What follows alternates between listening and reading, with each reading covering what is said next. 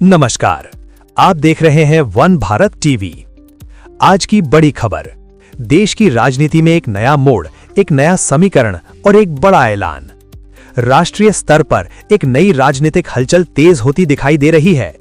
पंकज धवरैया, जो आरएसपी के राष्ट्रीय अध्यक्ष बताए जा रहे हैं, उन्हें खुला समर्थन दिया है श्री राजपूत करणी सेना ने। करणी सेना ने न केवल समर्थन की बात कही है, बल्कि ये भी ऐलान किया है कि देश भर से समर्थन जुटाने का काम वे स्वयं करेंगे। और मैं विश्वास दिलाता हूं आप सभी को, यहां से पद यात्रा भी निकलेगी और लाखों की संख्या में निकलेगी। बहुत जल्द आप सभी को, समस्त उत्तर प्रदेश वासियों को एक तारीख, एक समय और स्थान की घोषणा स्वयं पंकज जी करेंगे। उस दिन पूरी क्षत्रिय करणी सेना तो यहाँ रहेगी, लेकिन जितने भी सनातनी संगठन है उनको अपने अपने कुल देवी की कसम है, उनको पंकज जी के साथ यहाँ पर उपस्थिति दर्ज करनी रहेगी। इस भाई को अकेला नहीं छोड़ना है, इस भाई को हमें जन के साथ शक्ति देनी है, शक्ति देनी है। तो बहुत जल्द तारीख, समय और स्थान स्वयं पंकज जी घोषित करेंगे। उस दिन बड़ी संख्या में आ जाना और इनको लेकर यहां से सीधा प्रधानमंत्री के घर चले जाना। वो भी हमारे जनप्रतिनिधि है और हमें अधिकार है उनसे बात करने का, ठीक है। अब दूसरी बात करता हूं, ये तो एक बात हुई। आज यदि स्वर्ण समाज समन्वय समिति, जिसके सभी सदस्य यहां खड़े हैं, पश्चिमी उत्तर प्रदेश के प्रत्येक जिले में आमंत्रण एवं ज्ञापन यात्रा के माध्यम से, प्रेस वार्ता के माध्यम से यहाँ के सामान्य वर्ग के नागरिकों को 8 तारीख में होने जा रहे, 8 मार्च को जो दिल्ली में रामलीला मैदान में जो एक महा आंदोलन होने जा रहा है, उस विषय पे, उस उपलक्ष्य में आमंत्रित करने के लिए हम सभी उपस्थित हुए हैं। दोस्तों, यूजीसी वापस लो, यूजीसी वापस लो, यूजीसी वापस लो। दोस्तों, यूजीसी रेगुलेशन एक्ट 2026 आया है और दुर्भाग्य देखो, हमने जिन 140 सांसदों को जो सामान्य वर्ग से हैं जिताकर संसद में भेजा, जब ये बिल वहां पर आया तो किसी ने आपत्ति दर्ज नहीं कराई। तो अब उन सांसदों को भी आने वाले चुनाव में जवाब देना पड़ेगा। सामान्य वर्ग के मतदारों, सुन लो।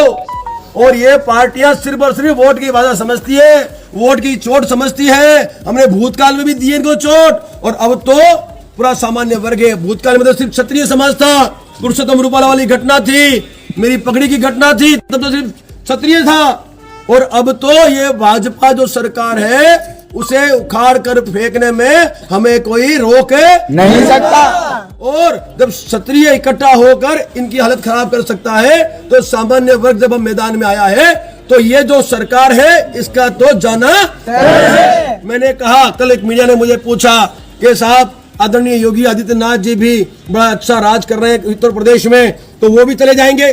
तो मैंने उनसे ये कहा कि भाजपा तो जाएगी, और आदरणीय योगी आदित्यनाथ जी छात्र धर्म का निर्माण कर रहे हैं, करते आए हैं, तो वो अपनी पार्टी की घोषणा करे। क्या करे? पार्टी की घोषणा करे। और वो जो पार्टी बनाएंगे, उस पार्टी को हम समर्थन के लिए तैयार है, पूरे भारत से हम समर्थन करेंगे, उनको प्रधानमंत्री बना देंगे। लेकिन यदि वो नहीं छोड़ते हैं भाजपा, तो फिर उनका भगवान राम ही मालिक है। ये गलत तो नहीं कहा मैंने? हम तो भाजपा को उखाड़ फेंकने के लिए मैदान में आए, यदि वो यूजीसी को रोल बैक नहीं करती है तो।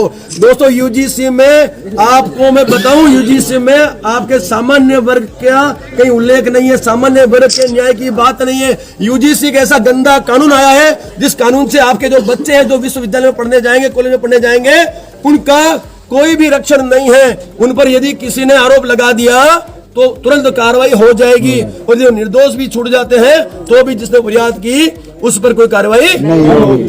दूसरी बात आप समझिए कि जिसने फरियाद की है उसकी पहचान भी गुप्त रखी जाएगी। तो समझिए आप, यानी आपको इस गजट ने अपराधी घोषित कर दिया है। तो दोस्तों, ये गजट हम नहीं चलाएंगे, ये गजट हम स्वीकार नहीं करेंगे। और 8 मार्च तक का समय इनका, और 8 मार्च से समय शुरू होगा हमारा। किसका? हमारा। फिर चाहे कुछ भी करना पड़े दोस्तों, उस दिन इतिहास रच देना है। ध्यान रखना, दिल्ली में इतिहास रचना है। हम समय देंगे उनको, अल्टीमेटम देंगे हम उनको कि ये समय तुम्हारा, उसके बाद समय शुरू होगा। हमारा संसद से बिल पास हुआ है तो बिल भी संसद से ही वापस करवाएंगे, फिर चाहे हमें संसद जाना पड़े, चाहे हमें प्रधानमंत्री मोदी जी के निवास स्थान जाना। राजनीतिक विश्लेषकों का मानना है कि सवर्ण वोट बैंक की राजनीति हमेशा से प्रभावशाली रही है, लेकिन अलग पार्टी बनाकर राष्ट्रीय स्तर पर मजबूती पाना आसान नहीं होगा।